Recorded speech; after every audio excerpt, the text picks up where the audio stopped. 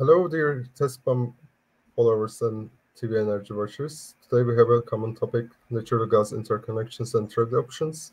We have two perfect speakers with us. I wanted to give first word to Mr. Chanel.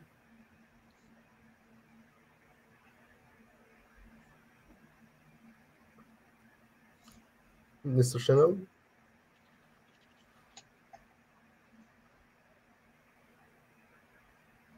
Hello, can you hear me? Fazıl Bey, sesim geliyor mu? Mrs. Eugenia, can you hear me? Yes, I can hear you very well. So the audio works. Hello to everyone. Hello. Welcome. I think there's some problem with Mr. Chanel's voice.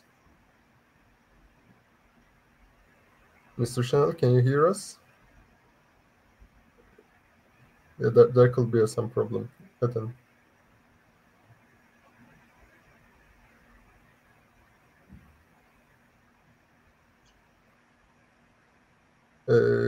you want, we can start with you, Mrs. Eugenia. I think there's some problem with Mr. Chanel. Okay, let me then make an intro until Right. maybe we can fix the technical problem. First of all, I wanted to thank TESPAM for inviting Roek to speak and to offer some thoughts in this session on natural gas interconnections and trading options.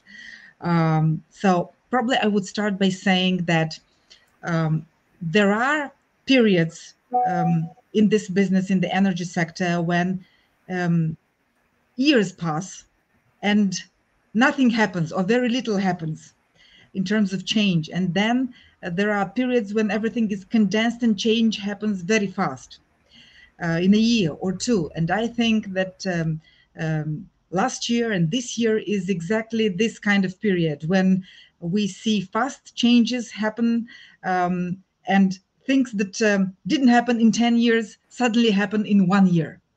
So from that point of view, we're living through a very unique, let's say, time right now, because it's the time of change and change that happens very fast.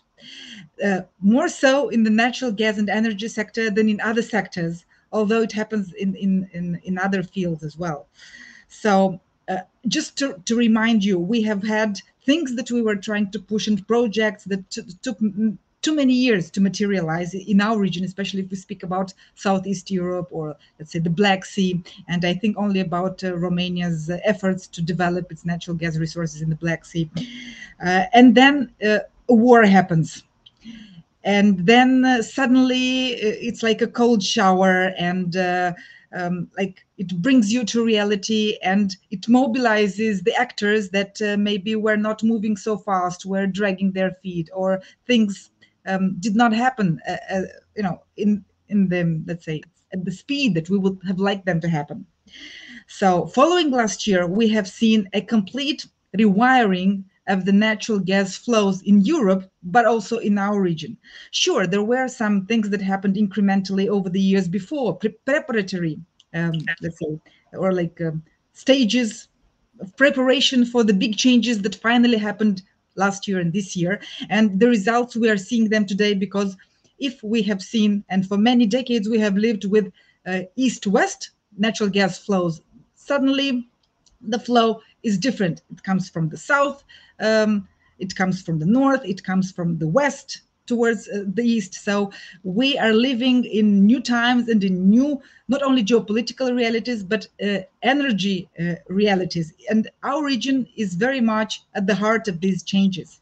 And I would stop here for the intro. And if we have fixed the technical issue, maybe Mr. Chanel can go with the speech as scheduled. Thank you. I appreciate it. Sorry about that for technical troubles. Actually, I couldn't hear any voice. After that, I should have re-entered again. Yes, my name is Fazıl Şenel, and I was ex-president of BOTAŞ, which is Turkish natural gas distribution company, transmission company actually. Still I am working on these kind of regional issues for natural gas business and trades in my own company, which is energy consultants company, Haja Technology. Uh, as you know, Turkey is playing a major role right now to distribute, to transmit this natural gas from east to west.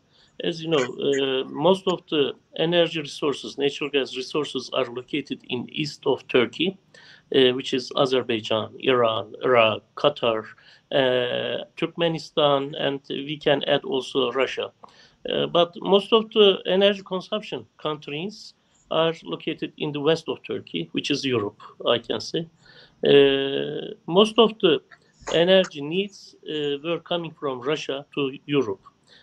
Approximately 550 BCM per year consumption of the Europe, and around 350 or 400 BCM were coming from Russia till last 3 years.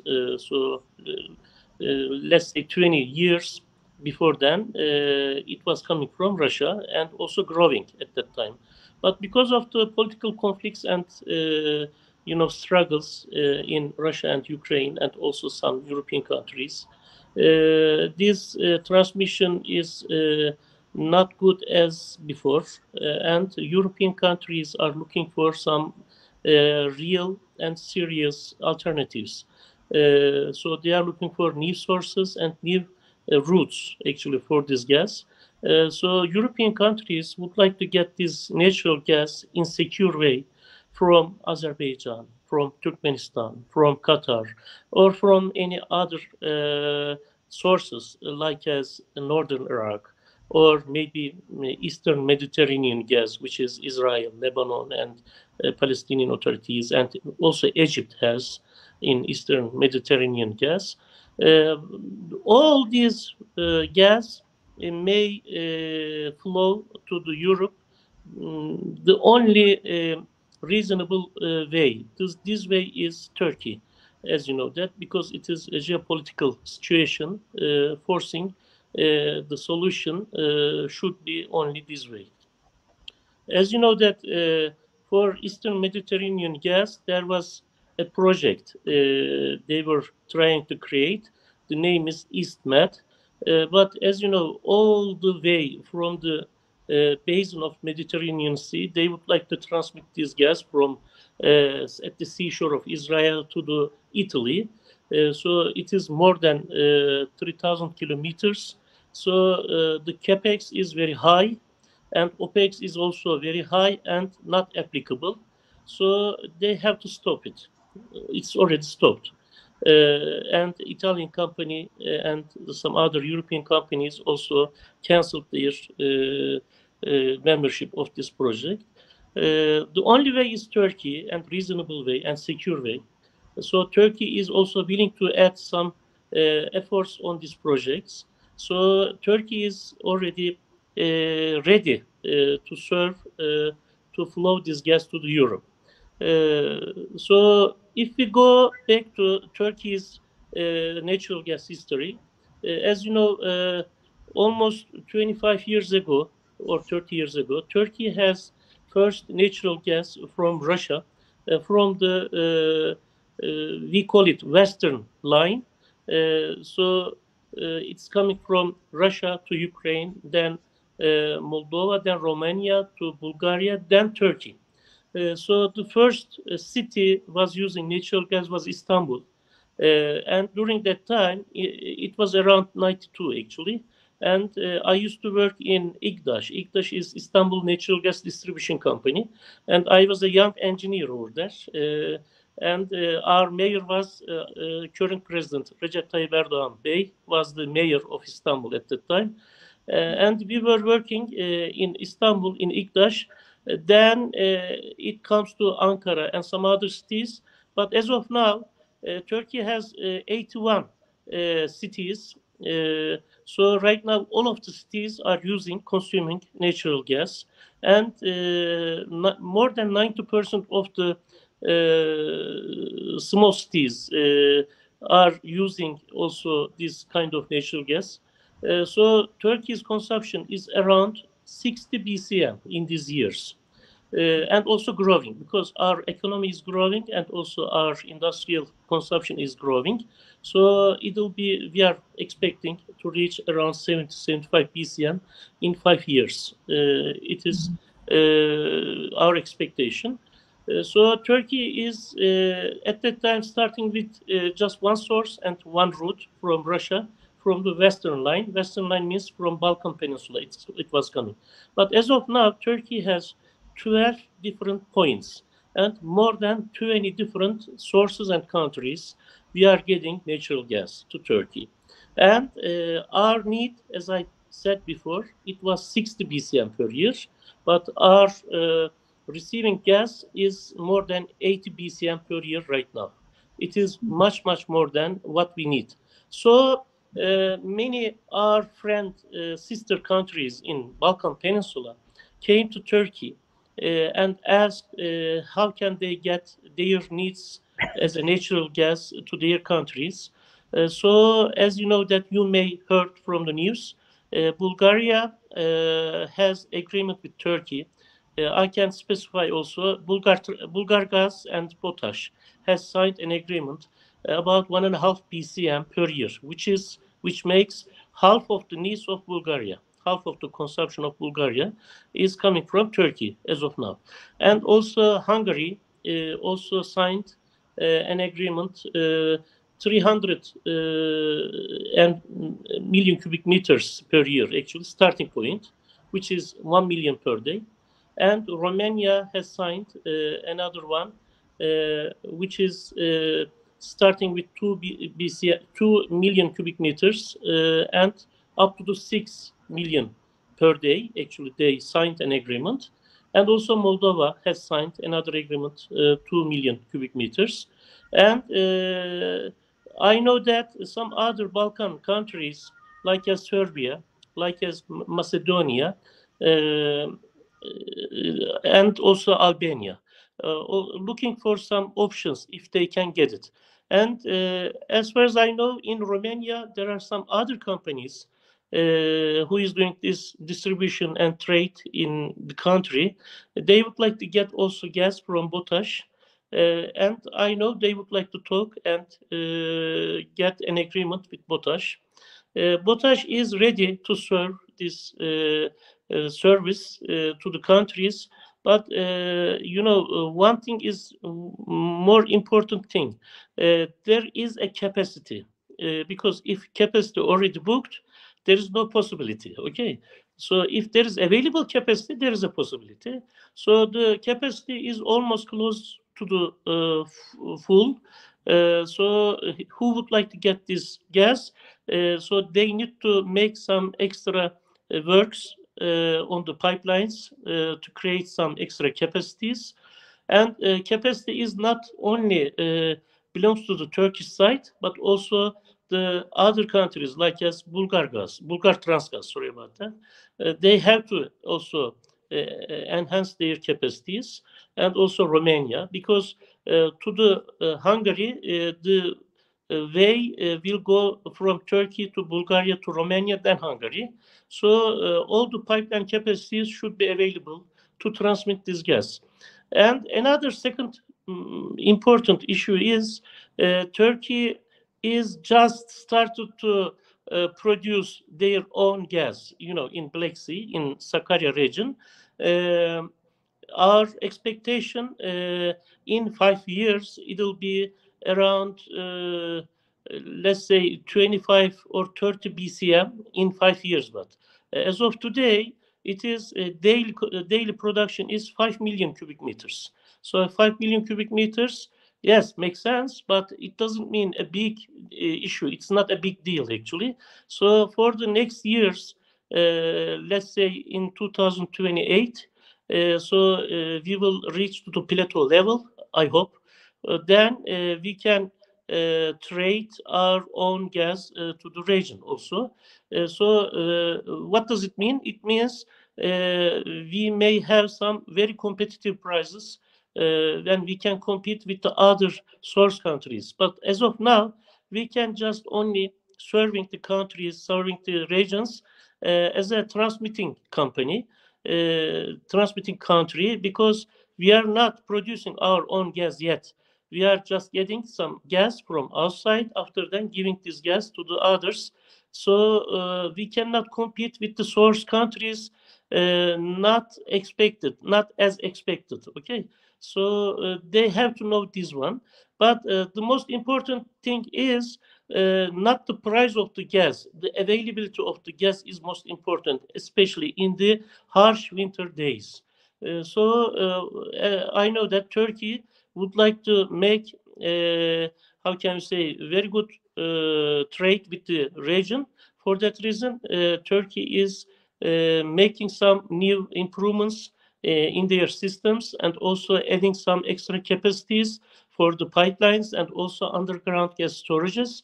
You know that I know Romania has also underground gas storage capacities, and they use also Ukraine, Western Ukraine underground gas storages. But Turkey, almost 20 years ago, Turkey has only 2 BCM capacities for underground gas storages. But as of now, we are almost reaching up to 10 BCM. But it is not enough. Also, Turkey is working on, studying on the third phase of the project. So Turkey is aiming to reach up to 25 BCM capacities for underground gas storages. So these storages will be a little bit, how can you say, complex. What does it mean? Not only gas storages, underground gas storages, but also connected to LNG terminals directly, and also natural gas transmission systems directly. So whenever it is needed, they can create LNG by liquefaction. Also, they can receive LNG by gasification, but also they can send via pipeline to the abroad, or they can receive from the pipeline. So it'll be a very high level project. Right now they are working on it, because I am also consultant on that project. So which is nice, and also which will be helpful for our regional natural gas trade. So think about, if you have 25 BCM storage capacities, you cannot worry about there will be a shortcut of the natural gas during the harsh winter season or not, because 25 BCM means it will be enough for the region, not only Turkey, for the harsh winter times for 3 months. It means very, very meaningful. Okay. So Turkey is willing to make Turkey as a trade hub for natural gas for the region. Also, as you know that Turkmenistan is one of the source of the natural gas in the world. I think third biggest reservoir they have. So they are sending directly China, to 7,000 kilometers pipeline. So they would like to also make trade with Turkey and Europe. But the only problem is they don't have a direct pipeline connection to Turkey. They know that if they have connected to Turkey, it means they will connect it directly to Europe. So right now there are some discussions ongoing between the countries, not only Turkey and Turkmenistan, but also Azerbaijan and Iran also. So there will be a solution very near future, in my opinion. So if Turkmenistan will be adding on this pipeline grid, so it means there will be extra 50 to 100 BCM per year gas will be flowing via Turkey to the Europe, which is meaningful for Europe and also region. I mean, the Balkan Peninsula, Black Sea region. There is a big pipeline from Azerbaijan to Turkey, then to via Greece to Italy. We call it TANAP, you know that. TANAP project, the capacity is almost 31 BCM. But as of now, they can use only 6 to 8 BCM, because there is no extra gas to flow in this pipeline. If they reach up to 16 BCM, and when they exceed this number, they have to add extra compression stations, which is easy, not too big. So they can reach up to 31 BCM. It is ready. Okay. So I can say the capacity is ready, but the source should be ready. Azerbaijan sources, as of now, is not enough to fulfill this pipeline. So they are looking for extra capacities from other countries, which is Turkmenistan and maybe Kazakhstan. They are looking for. Iran also would like to enter this pipeline grid, but because of the political conflicts, Europe doesn't want some additional gas from Iran as of now. But for future, everything may be changed. Northern Iraq, especially, they would like to giving this gas to Turkey and also to the grid, but there is some couple of how can I say problems in front of us. One of them is they need to make some extra drillings and upstream works. After that, a second thing is midstream works, which is they need some treatment plants because their gas is sour gas. So they have to clean this gas from the sulfur and some other remedies. It should be clean up and dry up after then sending up. So it will make some big extra capexes, actually, some extra works. If they agreed upon this, they can finish this everything up in 2 years. Also, they need some 150 kilometers pipeline to connect to Turkey also. They are willing to do this because when I go there, actually, I talk to their ministers and their high management levels. They are willing to do this. They would like to work with Turkey and Europe also. I hope very near future, in 2-3 years, they can add into the grid. And the third one, and one of the biggest one, is Eastern Mediterranean gas. Some says Israeli gas, but it is not only Israeli, as you know, that it is Egyptian and Palestinian, Israeli and Lebanese gas. Altogether, when we combine together, it will be reaching more than 50 BCM per year, which is big enough. So Turkey has already projected a pipeline route for this gas from Turkish southern seashore to the European borders, which is Bulgaria and Greece. So our project is ready, and some part of the project is already done. It is ready, but to do this project, technical and economical issues are important, but it is not only these things. There should be a big political and stable and secure decision. If there is a decision together, international decision, so they can create this business. When they reach the agreement, definitely in 2-3 years, these gas resources also may add on the grid, and Europe may get this gas also very near future. So if we think about all these projects, Turkey may transmit more than 200 BCM per year from east to the west. West means Europe. I am talking about right now for future, for example, 5 to 10 years later. But as a short period, for Balkan Peninsula countries, regional sister countries, may get their needs from Turkey because we have excess capacity right now. If they would like to get, definitely test pump, we can direct them, we can lead them. How can they solve and how can they find their issues? No problem. We are ready for it. If you have any questions, I would like to happy to answer it.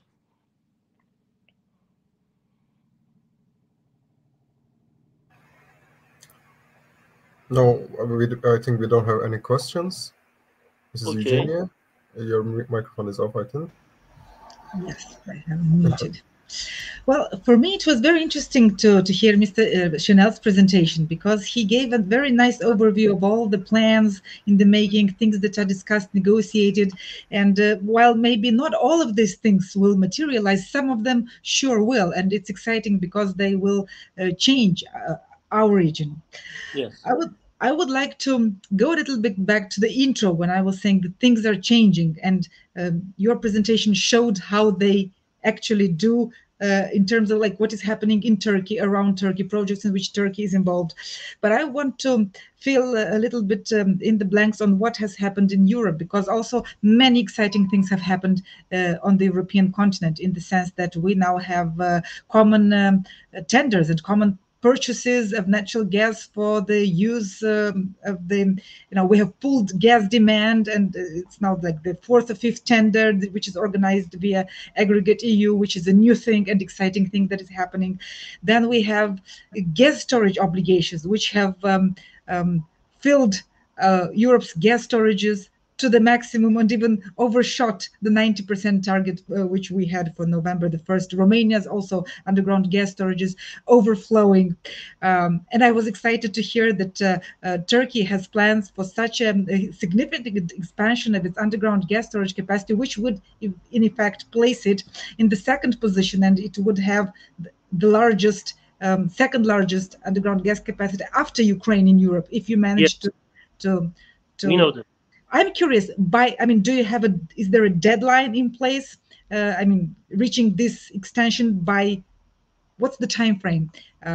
Because that also, Uh, right now, current situation, the second phase is under construction at the leaching period, actually. So, in next year or the other year, in 2 years, I can say, Turkey will reach more than 10 BCM per year underground gas storage capacity. The third project is still in project phase. The project phase will be ended after then they will start. So I cannot say the exact time, but I can say approximately 5 to 7 years they can finish it up. so more or less medium term for the Yes, larger expansion. Okay. but second phase will be finished up in 2 years, maximum 2 years. It's almost finishing up. How do I know? Because I was ex-president of that project also. I used to work for that. In 2025, definitely Turkey's total capacity for underground gas storages will be more than 10 BCM. I see. So going back to the gas storage obligations, now with this gas storage obligations, mandatory gas storage obligations, we have a strategic purpose for the gas storage. So not only commercial, which was the case up until now in Europe, including in Romania.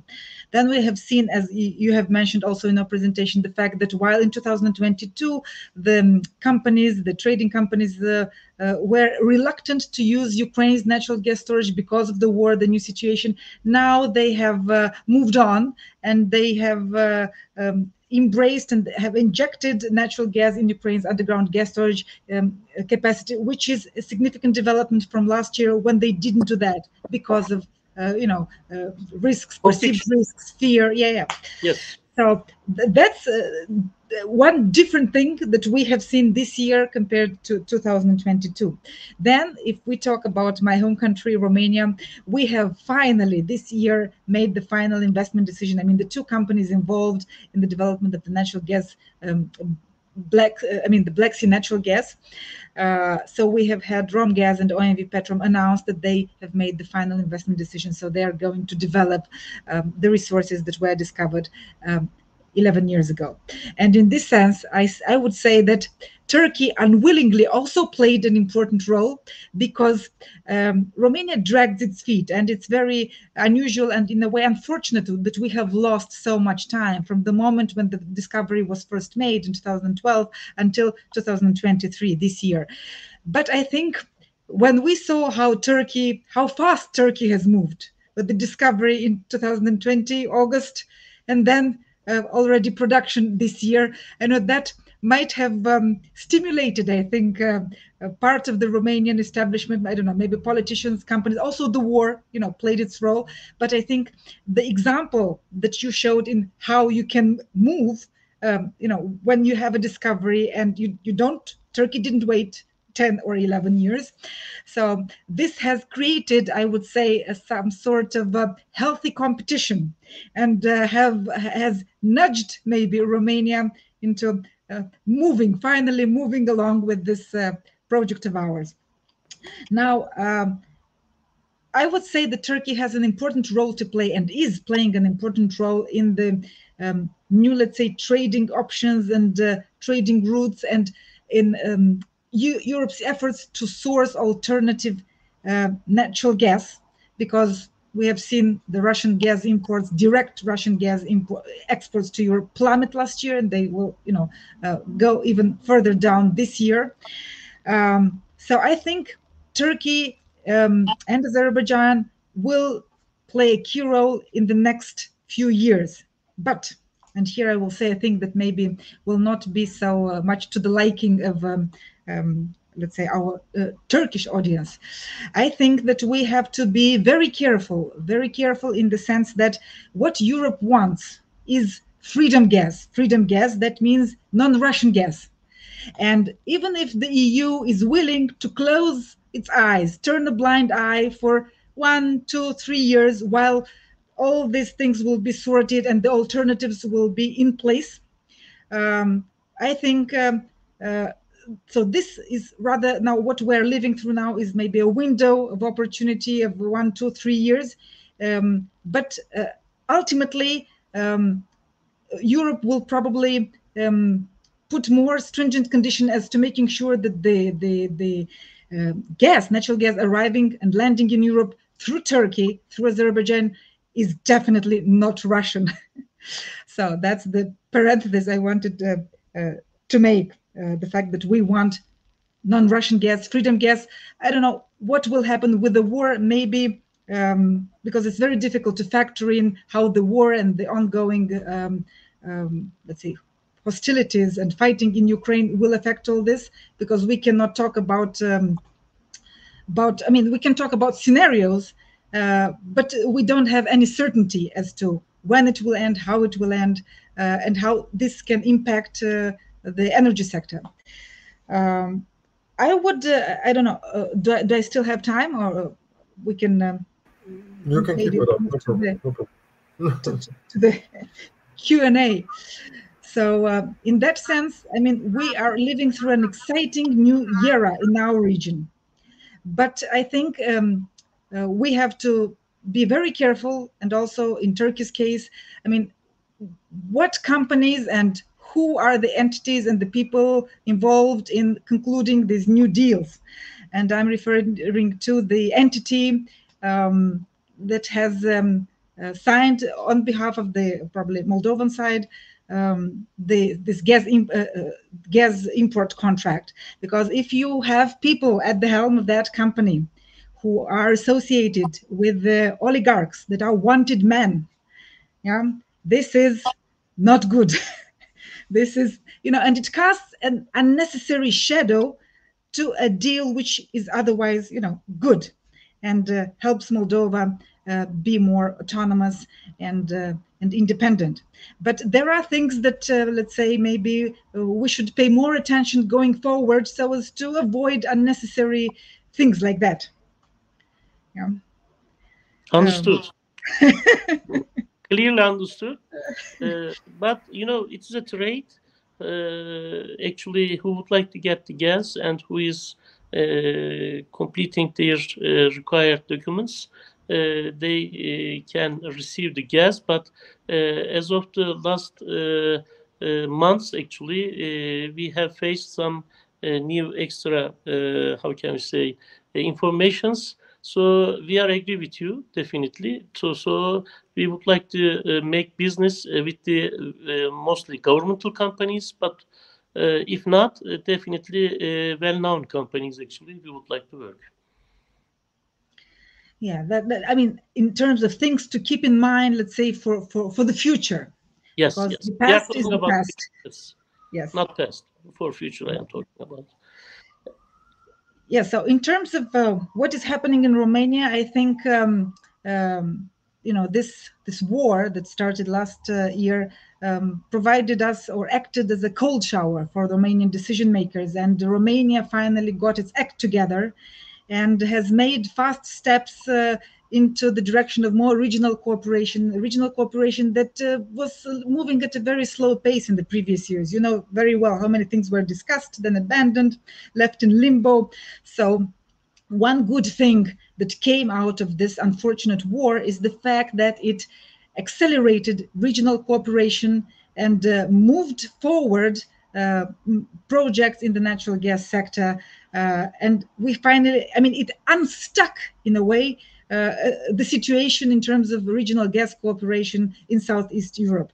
And it made all the, let's say, stakeholders, players involved, I don't know, it stimulated, motivated them to such a degree that things suddenly, solutions were found to problems that couldn't be solved for many, many years. So, and from this point of view, I think, we can also say that the war brought also more regional integration and energy regional integration, more autonomy, from, let's say, the previous Russian gas that we're all dependent. And we will see probably more non-Russian gas coming into the region in the next years. Although, again, the fact that the Romanian gas will develop with such delay also presents a problem. But since we're talking about gasification, and you presented it very beautifully in how Turkey has evolved and started using more natural gas, I will tell you that in Romania we also see a development like that, like this. And this year alone, let's say, the national energy regulator has granted some 140 new authorizations for connecting to the gas grid of new localities, so smaller towns, villages. So there is an effort underway in Romania to up the degree of gasification of Romanian, let's say, localities.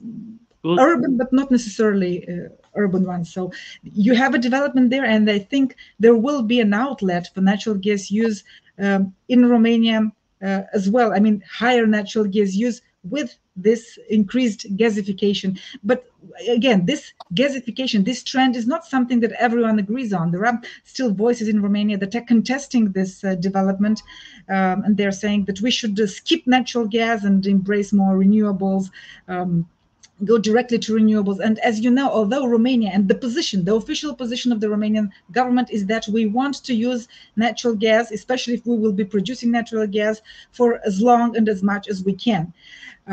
So this is the position of our government. But there are also voices that would like us to not extend the new natural gas, I mean, new uses and utilization options for natural gas, because mainly they invoke decarbonization and the fact that we should move away from these natural gas projects.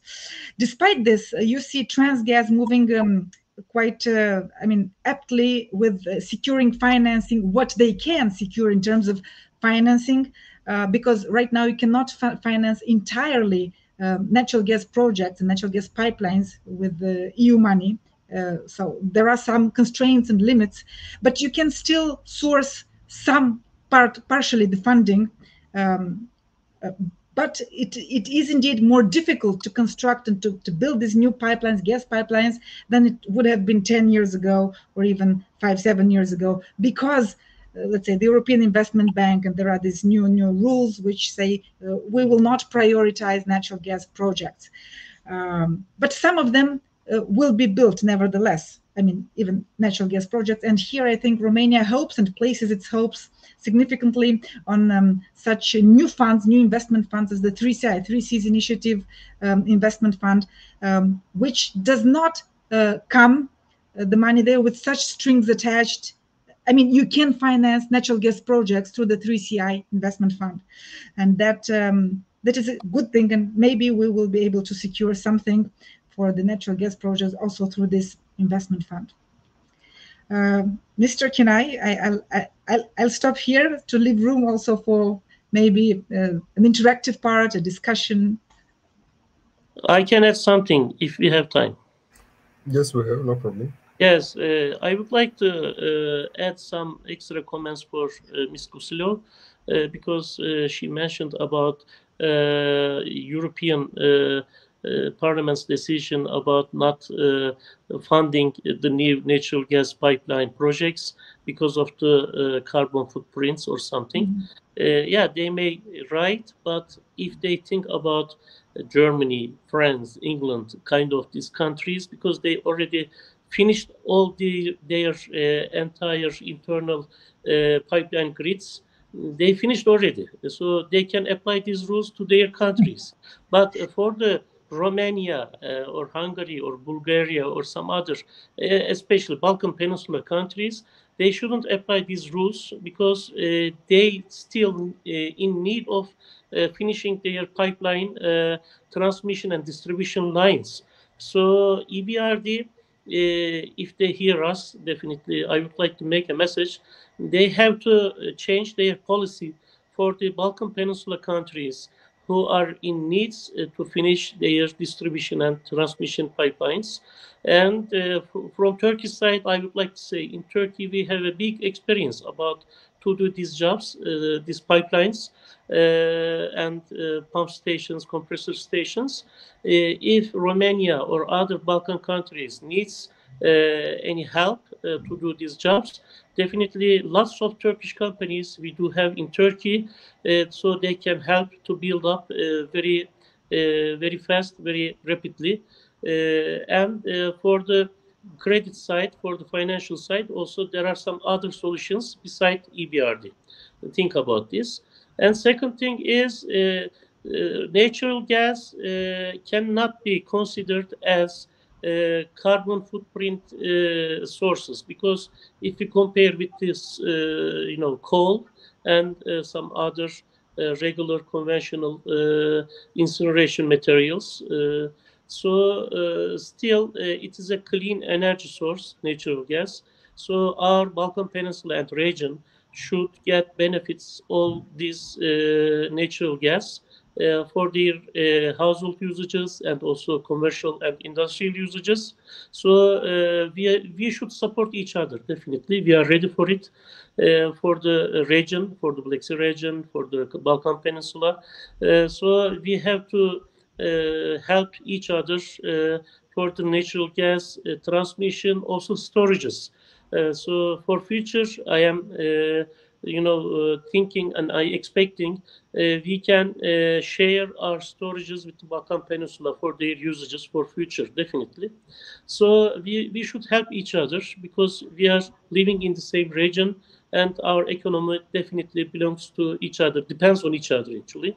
And Romania is one of the emerging and also growing country economically in natural gas sector. And when you need, definitely we would like to help you.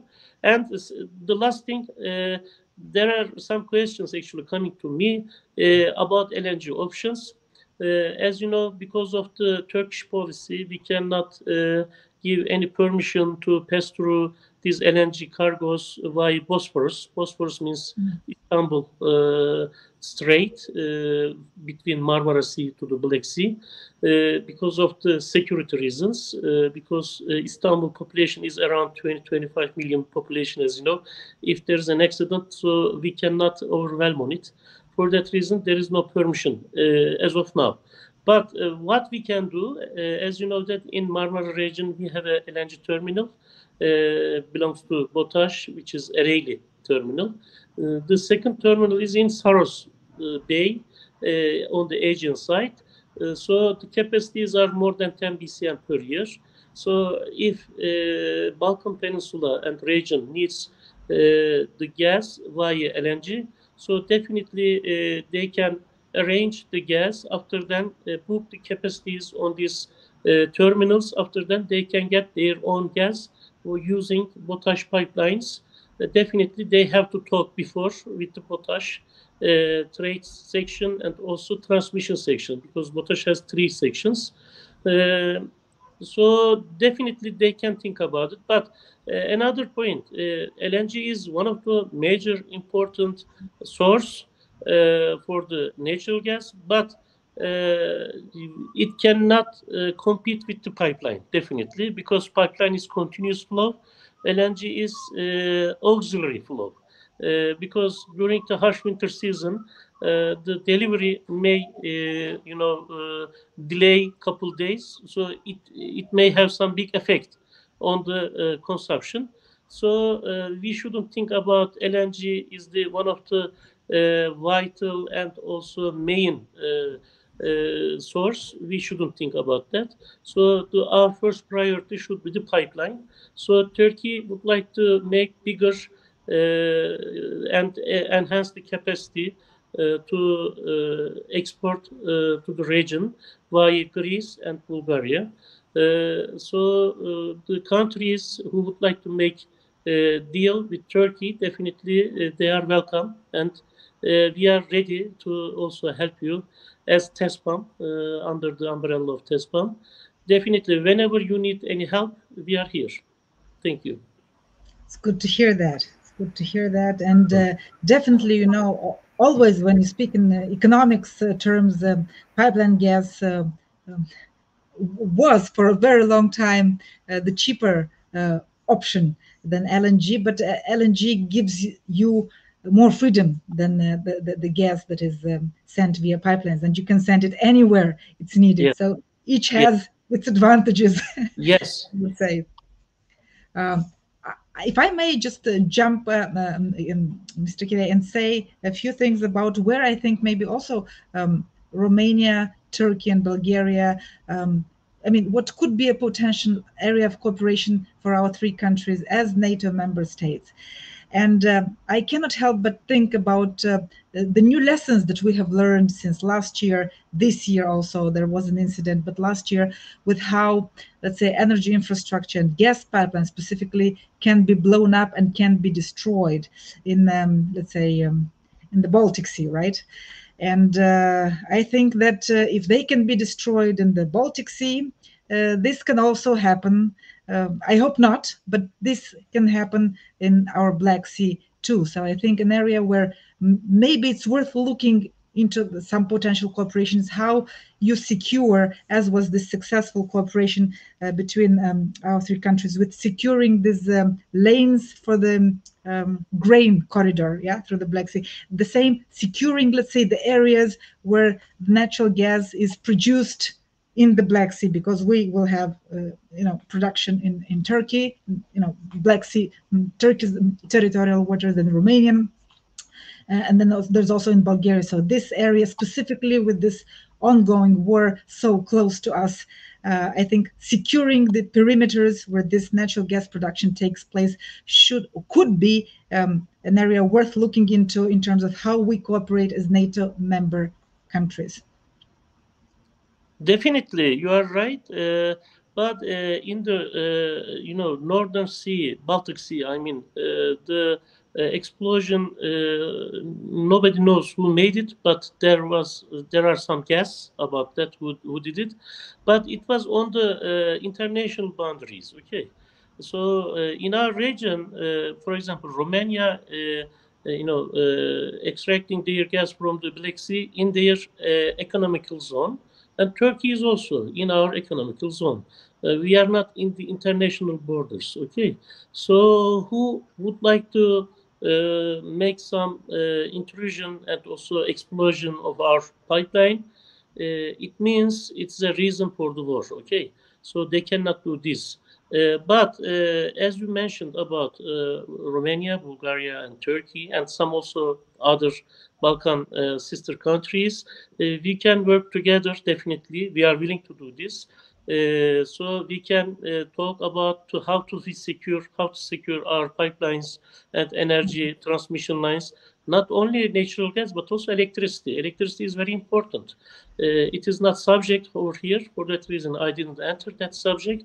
But electricity is one of the major transmission and also trade option for the region also. As a regional countries, we are here to discuss the details. So if TESPAM organize another, event to discuss all these securing the energy corridors. So I happily here to attend, would like to attend this subject.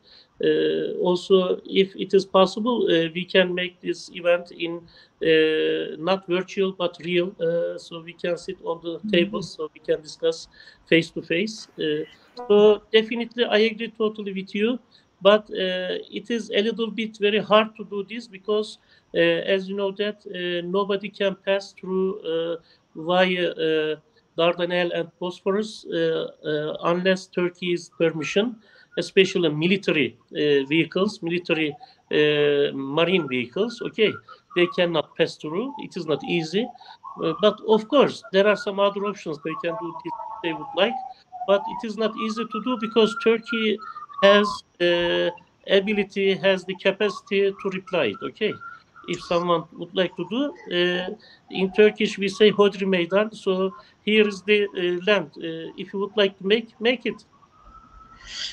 I mean, this is just something to think about, because sure, you would think deterrence works, and it does work, but you can never be too careful. And, sure, it's difficult to start some sort of cooperation and even talking about this thing, but you Yes, have to start somewhere, some yes, starting point, in case a yes. worst case scenario, because we have seen that unfortunately these things can happen, even if, let's say, the authorship of the act, who did, who But committed the damage, we are not yet sure about. Miss Kusula, we will change. Not can happen, may happen, Yes, may happen. yes, exactly. So in a way, we are obliged to think scenarios and to devise contingency plans, on scenarios that were improbable, impossible. We would dismiss them easily a couple of years ago, but we cannot do that now.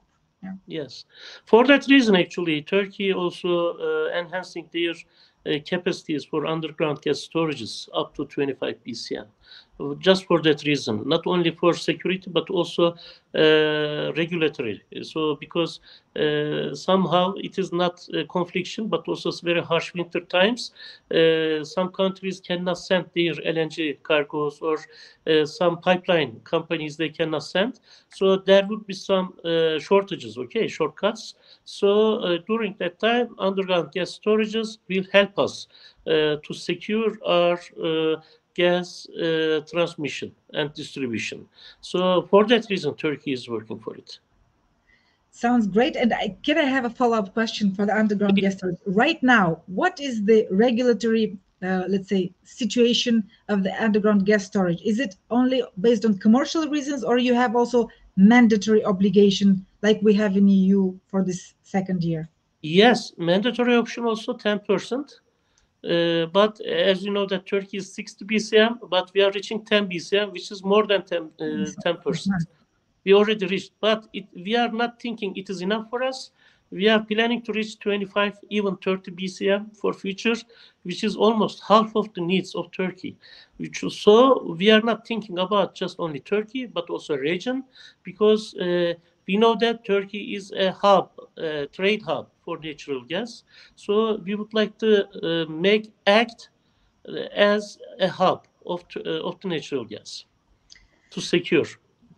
I know Turkey's ambition. Unfortunately, let's say in Romania, I have been observing this field for many years, enough years.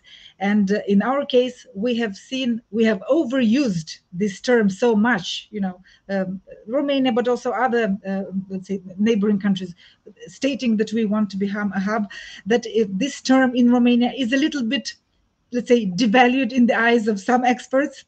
So I would rather say that when you put everything in place in terms of infrastructure, you source the gas from different sources, you have the let's say the trading environment and the proper instruments, legal instruments, the result is that you get a hub. But Yeah. in our region, when we said, many countries said we want to become a hub, we want to become a hub, and it ended there. I mean, it didn't happen because you have to check so many other boxes, and this comes as a result of you doing all the right things at the right time. You are right, but you know that to be a hub, actually, there are some facts should be done.